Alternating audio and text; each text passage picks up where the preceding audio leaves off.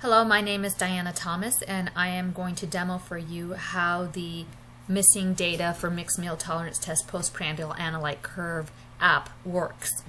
So here what we have is mixed meal tolerance test data where I actually have removed some values, so some of the analyte values are missing, and you can see here's one, here's another one right down here, and as we go down I pulled two of them in a row right here, and I pulled one at the end point.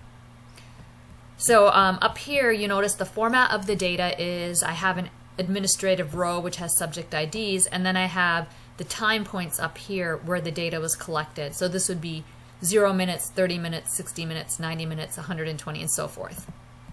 And over here are glucose analyte concentrations. This could be insulin, it doesn't matter what it is, triglycerides, it doesn't matter what it is.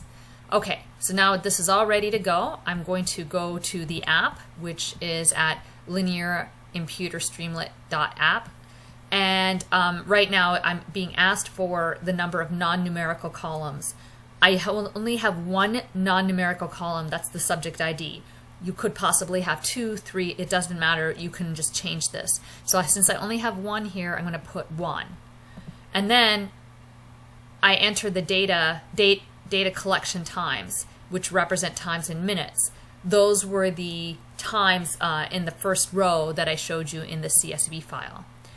Now I take the file and I just bring it up. There it is right there. And I'm going to drop it in. And what you see is that it's showing you different data points. Here there's a missing data point at time equals 0, and so it imputed it in and it reconstructed the curve. I can go down to any different, there was a missing value at 5, you see that it's there. Let's go look at one of ours that had 2 in a row missing. That was 1 missing, and then there was 2 in a row missing. You can see it's placed it back here. And then the last one had an endpoint missing, and you see that endpoint's now been filled in. And so it has everything by observation, so you can check it, or you can download the filled in values in the CSV, and it just downloads here, and I'm going to just call it filled in missing values. Like that. And then you see it's the same file we had before, but now there's no longer any missing values. They've all been filled in. So it's ready for analysis, ready to do the work you want to do.